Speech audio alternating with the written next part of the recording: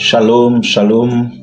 Bonsoir peuple de Dieu. Bienvenue dans votre programme Oikodom, votre programme que vous suivez chaque lundi à ces heures-ci. Nous sommes heureux d'être encore là ce soir pour vous présenter ces programmes. Prions l'Éternel avant de commencer.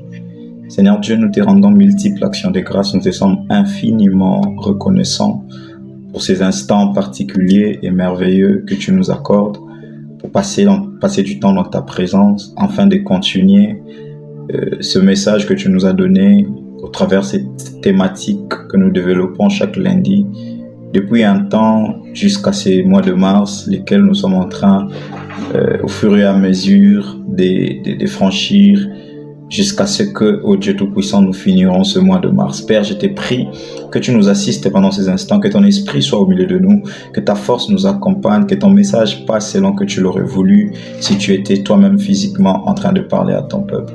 Viens et que ton esprit nous assiste au nom de Jésus-Christ. Amen.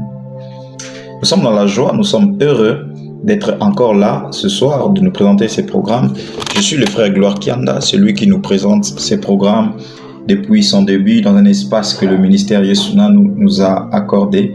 Et nous sommes heureux de continuer cette thématique que nous sommes en train d'aborder depuis la fin du mois de février et tout ce mois de mars, certainement jusqu'à sa fin. Cette thématique que nous avons appelée la taille de Dieu dans nos combats. Je suis en train d'essayer de nous montrer depuis le début de cette thématique jusqu'à ce jour comment manifester la taille de Dieu dans nos combats. Lorsque nous écoutons ce thème-là ou cette thématique, nous comprenons directement que lorsque la taille de Dieu est manifeste dans nos combats, nous n'aurons plus à avoir peur devant un combat.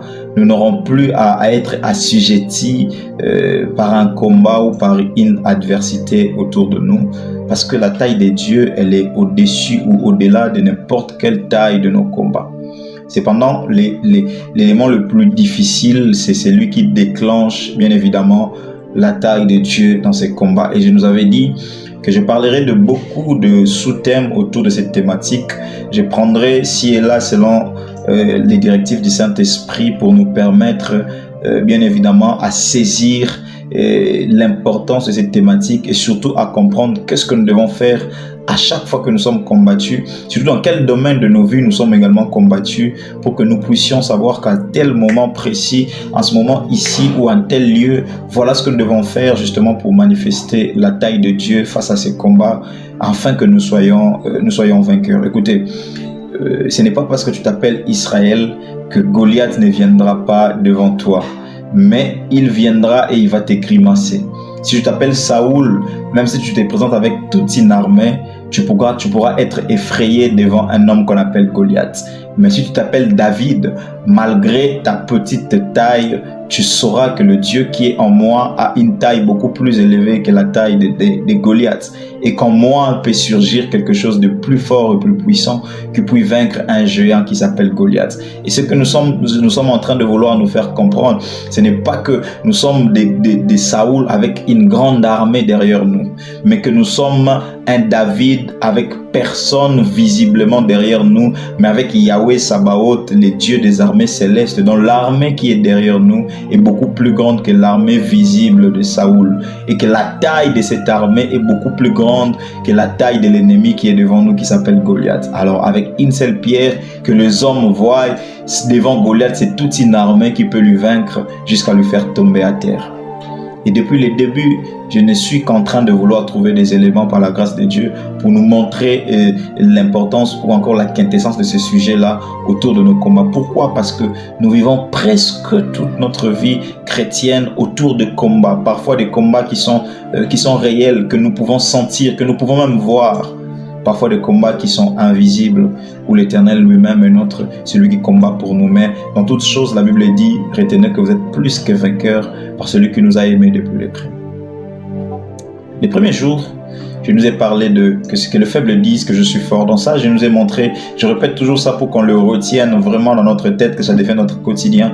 Je nous ai dit que dans cet élément-là, il y avait premièrement le courage de s'élever, parce qu'on sait qu'on est faible, mais qu'on ait un courage de s'élever, qu'on dise devant un combat que je suis fort, pas pour grimacer, pour proclamer quelque chose. Parce qu'au-delà de ce que nous disons par courage, il y a également le deuxième élément que j'avais dit, la force ou la puissance qu'il y a dans la parole libérée. Que le juste dise. Il ne s'agissait pas seulement de s'élever, prendre courage, mais il fallait dire aussi que l'on est fort. Parce que dans ce que nous disons se trouve la force de la création. Écoutez, Dieu a créé par la parole.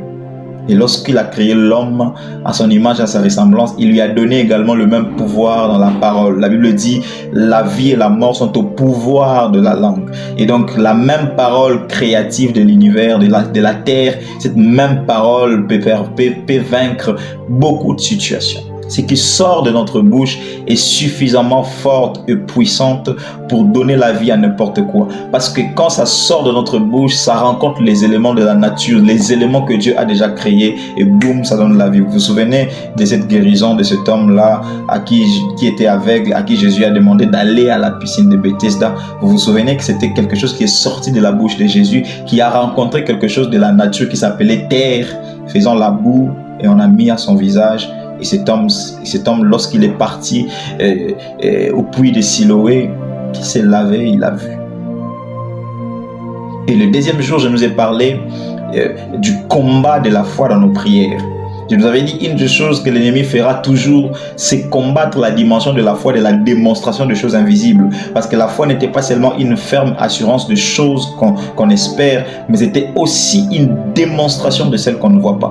Et engager une prière avec la foi dans la dimension de la démonstration, de vouloir démontrer des choses qu'on ne voit pas, c'est la meilleure foi avec laquelle il faut engager la prière. Et le diable le sait. Voilà pourquoi il nous combat. Et il a fait de nous de bons religieux. Nous venons dans la prière en nous disant, peut-être que Dieu va le faire. Et c'est en sortant de la prière que nous disons, comme c'était fort, sûrement Dieu va m'exaucer. Ce n'est pas comme ça que ça marche. Ça marche parce que je entre dans la prière, je sais que Dieu va le faire. Que ça soit fort ou pas, je sais que Dieu va le faire. Et Dieu va le faire. Ça marche comme ça. Et les diables combattent toujours cette foi d'engagement, cette foi de départ. C'est quel combat? Elle veut mettre le doute autour de toi lorsque tu t'engages dans la prière. Ce doute peut parfois te fatiguer. Parfois, ça peut te décourager même de ne pas prendre le temps qu'il fallait dans la prière. Parfois, tu pries, tu sens comme si Dieu n'était pas là. C'est ça le plus grand combat. Et les diables combattent cela. Et la fois passée, c'était le troisième lundi, le lundi passé, je nous ai parlé de vaincre par la louange. Je nous ai donné des images, l'image de Paul et Silas en prison, abattus, chargés par des coups, ils n'avaient plus d'issue, ils étaient liés, ils n'avaient plus que de louanges à élever auprès de Dieu. Et la Bible dit, cette louange a brisé le chêne jusqu'à ce que les portes s'ouvrent d'elles-mêmes. Je nous ai également montré l'histoire de Josaphat avec tout son peuple, qui n'avait pas la force de vaincre toute armée qui venait devant lui. Mais lorsqu'il s'est confié à l'Éternel en élevant juste de louanges, la Bible dit, Dieu, l'Éternel a mis une embuscade devant ce peuple. Et ils ont été déroutés, battus. Tout simplement parce que cette louange a manifesté la taille de Dieu. Ce soir également, nous voulons aborder une thématique que j'ai appelée « Posséder par droit ». Posséder par droit. Vous savez, une des grandes thématiques de la Bible, c'est la possession. Israël, par Abraham, par Isaac, par Jacob, Israël va se retrouver finalement en Égypte. Mais Dieu avait déjà promis à Abraham que je te donnerai une terre. Puis, mais il lui dit, le peuple qui sera issu de toi, va d'abord être esclave quelque part avant de posséder la terre. Parce que cette terre, quand on dit de posséder, ça veut dire je vais la déposséder à quelqu'un, puis je vais te l'accorder. On voit Israël passer 430 ans en Égypte, en esclavage, dans la misère, jusqu'à ce que Dieu suscite un libérateur pour que, au travers de Moïse et finalement de Josué plus tard, Israël quitte l'Égypte jusqu'à Canaan. Et on voit lorsque Dieu va s'adresser à Josué, il dit, partout où vous marcherez, partout fouleront le plan de vos pieds, je vous le donnerai en possession. Merveilleux. Lorsque nous parlons de posséder, c'est souvent le texte que nous utilisons le plus, même dans nos moments de prière. On les dit, Père, tu avais dit dans ta parole que partout où je foulerai les plantes de mes pieds, tu me le donnerais en possession. Oui, c'est merveilleux. Mais écoutez, cette histoire de posséder n'a pas commencé ce jour-là. Aujourd'hui, j'aimerais revenir un peu là où nous venons, dans la genèse de notre histoire. Dans Genèse chapitre 1, le verset 27, verset 28, la Bible dit, Dieu créa l'homme, il créa l'homme et la femme. Et puis après avoir créé, jusque-là, on vient à peine de connaître notre existence. Dès que l'homme connaît son existence, la Bible dit, après avoir créé l'homme et la femme, il les bénit. La première des choses que Dieu a fait après que l'homme devient existant sur cette terre, c'était la bénédiction. Dieu le bénit et puis lui a dit, sois fécond, multipliez, assujettissez la terre, etc. Et puis la Bible dit, dominez sur le poisson de la mer, dominez sur les oiseaux du ciel, dominez sur tous les animaux qui se meuvent sur la terre. Vous allez vous rendre compte que lorsque Dieu parle de dominer, il utilise exactement ce qui englobe l'univers. Il dit les oiseaux du ciel. Les oiseaux du ciel qui symbolisent bien évidemment le ciel ou encore l'atmosphère céleste qui nous entoure.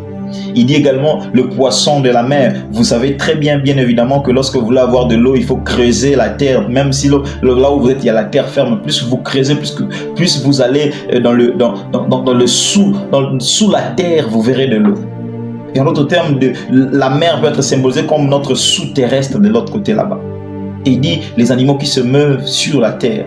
Il parle de sous, de sur et puis finalement du ciel pour dire ces trois parties qui englobent l'univers, vous devez dominer dessus.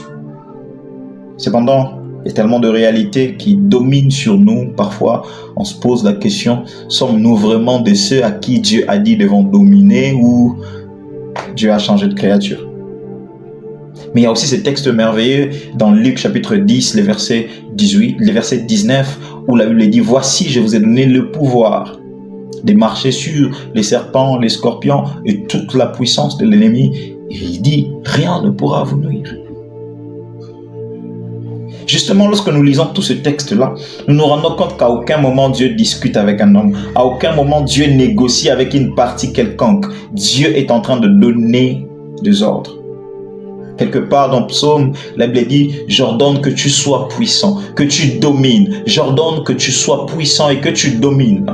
Un ordre que l'Éternel a donné. Il y a des choses où Dieu laisse la volonté de l'homme agir. Il y en a d'autres où Dieu impose sa volonté. Comme dominer sur la terre, mes frères, mes sœurs, Dieu ne laisse pas la volonté de l'homme agir. Il ordonne que tu domines. Et ainsi, j'aimerais juste dire à quelqu'un que dominer, posséder quelque chose sur la terre est un droit. Et ainsi, tout ce que je suis venu te dire, c'est que lorsque tu te rendras compte qu'il s'agit d'un droit, alors dans toute situation, tu vas posséder. Et dans cette possession, tu manifesteras la taille de Dieu. Écoutez, les plus grands combats que nous avons à faire sur cette terre entre nous et l'ennemi ne veut pas que nous puissions posséder. Ces combats a touché Jésus. Il est venu vers lui, après 40 jours de jeûne et prière, il est venu vers lui, il lui a dit, tu vois, tout ce que tu vois là-bas, ça m'appartient. Écoutez, l'ennemi viendra nous faire croire que tout ce que nous voyons, ça lui appartient, et que pour posséder, nous devons nous incliner devant lui, et enfin nous accordera. S'il a fait ça avec Jésus, il le fera aussi avec nous. J'ai toujours rigolé cette histoire qu'on appelle courte joie. Donc, l'ennemi nous a fait croire que si nous ne passons pas par une joie qui est courte, nous ne serons jamais dans la joie ici sur terre. Courte joie. Donc pour vivre la joie sur la terre, il faut passer par le chemin qui nous amène vers une joie courte. Parce que la joie longue n'existe pas, selon l'ennemi. L'ennemi nous a fait croire ça. Et tous les jours de notre vie, on a tellement vécu des moments de disette qu'on s'est dit, je vais aller chercher une courte joie pour que je ne quitte pas ce monde sans avoir vécu la joie. Ah, frère, Dieu nous a donné ce droit. J'étais en train de dire, tout ce que l'ennemi essaiera de nous convaincre, c'est que nous ne pouvons pas posséder si nous ne nous inclinons pas devant lui. Et il a essayé ça avec Jésus. Mais vous savez, la Bible dit, mon peuple périt faute de connaissance. Il ne sait pas qu'il a le droit. Parfois, j'ai toujours posé une question. Est-ce que ce que le diable a dit à Ève était un mensonge? Il lui a dit, si tu manges, tu ne mourras pas, mais tu deviendras comme Dieu. Et lorsque Dieu se rend compte que l'homme a péché, Dieu dit, voici l'homme est devenu comme l'un de nôtres. Je me dis, est-ce que Satan n'avait-il pas raison de dire que nous deviendrons comme Dieu? Et Dieu dit, voici l'homme est devenu comme l'un de nôtres, empêchons-le de toucher l'arbre de vie, sinon il risque de vivre éternellement avec le péché. Est-ce que le diable n'a-t-il pas raison? N'avait-il pas raison de dire que nous deviendrons comme Dieu? Mais il y a une vérité qui est cachée, c'est qu'il n'était pas question de devenir. Nous l'étions déjà. Nous étions déjà ainsi. Dieu nous avait déjà créés avec cette capacité. Dieu nous avait déjà créés ainsi. Voilà pourquoi le psaume 115, le verset 16, la Bible dit « Les cieux sont les cieux de l'Éternel. Et il a donné la terre aux fils des hommes. » Écoutez, Dieu n'a pas dit il a donné la terre, une partie aux fils des hommes et une autre partie à l'ennemi pour que nous puissions nous battre sur les frontières. Quelle est la frontière qui sépare notre partie et la partie de l'ennemi? Toute la terre a été donnée aux fils des hommes pour que nous puissions la posséder et régner dessus. Mais le plus grand problème, c'est que l'ennemi nous a fait croire qu'il y a une partie où finalement l'intégralité de la terre ne nous appartient pas et que nous, pour pouvoir la posséder, nous n'avons qu'une courte durée de la posséder et pour ça, nous devons faire certains sacrifices. Écoutez, le sacrifice suprême a été déjà accompli sur la croix de Golgotha et depuis ce jour-là, toute la possession nous était revenue parce que depuis Éden, nous avons perdu notre droit à cause du péché. Mais depuis que Christ a accompli son œuvre sur la croix, le droit nous est revenu. Ainsi, l'ennemi ne peut pas se tenir devant nous et nous faire croire que nous n'avons pas à posséder la terre parce que c'est lui le propriétaire de la terre.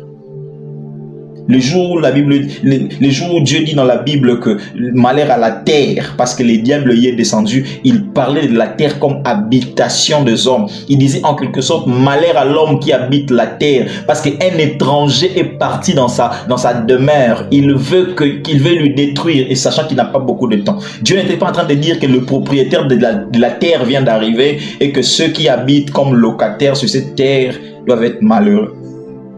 Dieu voulait juste dire qu'un rusé vient d'arriver, un étranger avec des ruses, avec la volonté, les désirs de détruire vient d'arriver dans une terre où l'homme habite.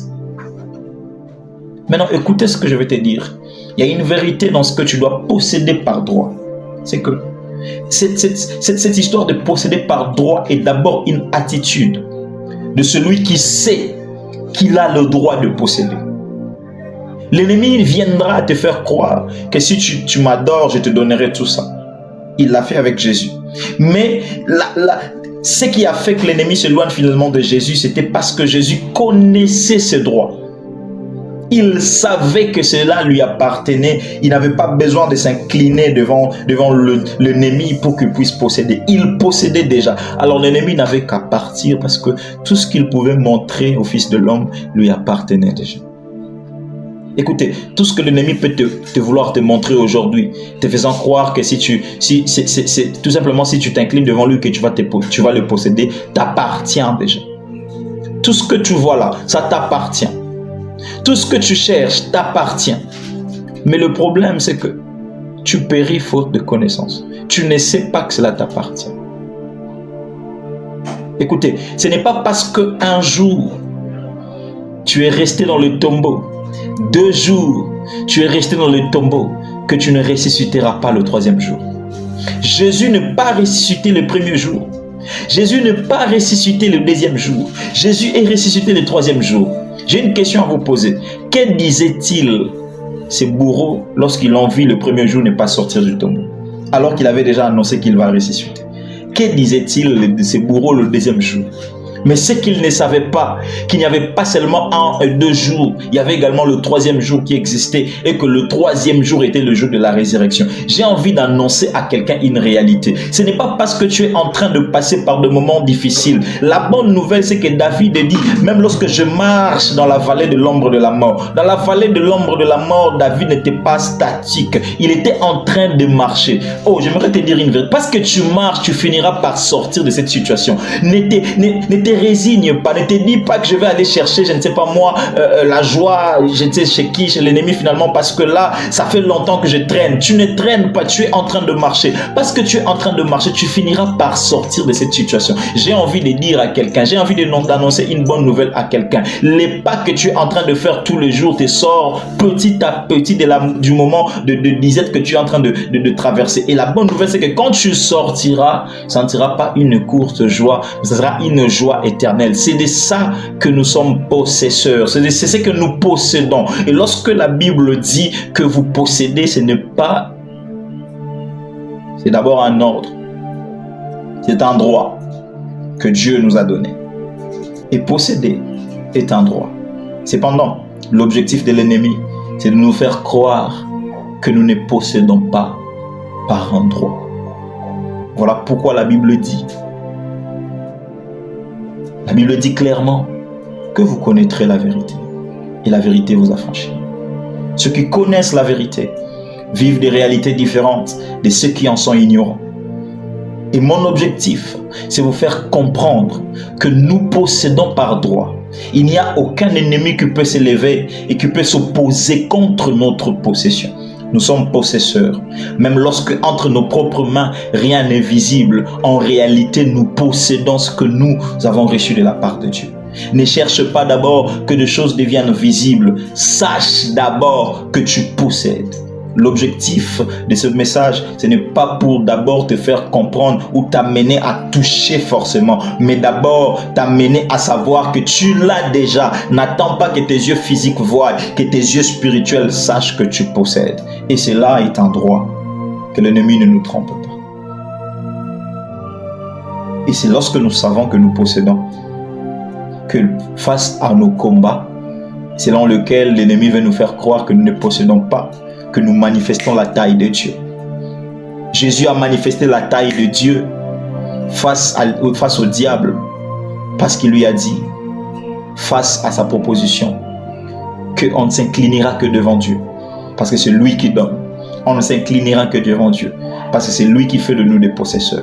Ne t'incline jamais devant l'ennemi. Il ne fera jamais de toi possesseur de quoi que ce soit. Dieu a déjà fait de toi un possesseur. Et pour toi, c'est un droit. Devant tout combat, proclame-le que tu as le droit de posséder. La terre où tu habites, les réalités où tu vis, dis-les, proclame-les.